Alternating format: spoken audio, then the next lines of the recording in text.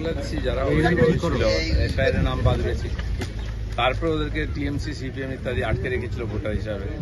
ওরা বুঝে গেছে যে সরকার পশ্চিমবাংলায় এসছে, এখানে আর থাকা যাবে, আর তারা এটা ভালোই করছে, নিজের দেশে ফিরে যাক, ওখানে গিয়ে শান্তিতে থাক। সাথে বাংলায় না, সারা ভারতবর্ষে লক্ষ লক্ষ বাংলাদেশি বসে আছে, তাদেরকে ওরা নিজে চলে গেলে ভালো, নাহলে জোর করে পাঠানো হবে বাংলাদেশে।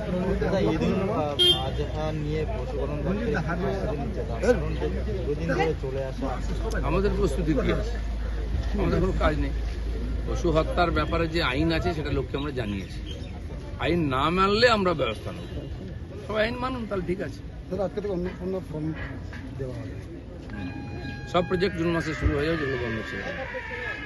সব শুধু কল্যাণী না, উত্তরকন্যা বৈঠকে একই ছবি। উত্তরবঙ্গ উন্নয়ন মন্ত্রী বৈঠকে হাজির বিধায়ক সাবিনা ইয়াসমিন, বিধায়ক গোলাম রব্বানী, বিধায়ক কানাইয়ালাল আগরওয়াল, এরা সবাই যাচ্ছে। গতকাল দেখলাম আমরা ওরা করি না, সিপিএমও করেছে, টিএমসিও করেছে। তাতে কার কি লাভ হয়েছে জানি না, বাংলার ক্ষতি হয়েছে। আর আমাদের দেশের সংবিধানের অনুমতি দেয়নি। রাজনীতিতে এই ধরনের অসৌজন্য হতে পারে না, কেন যারা নির্বাচিত প্রতিনিধি জনগণের ভোটে জিতে এসেছেন, তারা এই উন্নয়নের কাজে অংশগ্রহণ করার অধিকার আছে। তাই আমাদের সরকার সবাইকে ডাকছে, ওনারা আসবেন কিনা ওনাদের ব্যাপার। আসছেন সবাই, আসুন সবাই মিলে বাংলার উন্নয়ন করি। একের পর এক বেসুরো তৃণমূল, এবার কুণাল ঘোষ, তারক সিং, ঋতব্রত বন্দ্যোপাধ্যায়, সন্দীপন সাহা, সবাই যেন বেসুরো, রাগ ঢাক না করেই অসন্তোষের কথা বলছেন প্রকাশ্যে। এটা আগে বলেননি কেন? হেরে যাওয়ার পরে বললেন। যদি ওনারা এতই ভালো সব সমস্যা জানতেন, মুখ খোলেন কেন? আর যদি মুখ খুলতে না দেওয়া হয়েছে, ওই পার্টিতে ছিলেন কেন?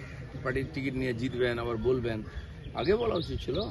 এখন তো কিছুই নেই হাতে। আর শুরু হলো মেসি মূর্তি সরানোর প্রক্রিয়া। নিরাপদে 70 ফুটের মূর্তি সরাতে তৎপর রাজ্য সরকারের পিডব্লিউডি দপ্তর, পুলিশের নজরদারি। তখন মেসিকে নিয়ে এসে অপমান করা হয়েছে, তার মূর্তি তৈরি হয়েছে, সেখানেও কাটমানি খাওয়া হয়েছে। 1 বছর টিকবে না একটা মূর্তি? কী ধরনের চুরি হয়েছে, কী ধরনের অসম্মান! বিশ্ববিখ্যাত একটা ব্যক্তির মূর্তি আমরা বসালাম, সেটা ভেঙে পড়ছে, আর এটা খবর হচ্ছে।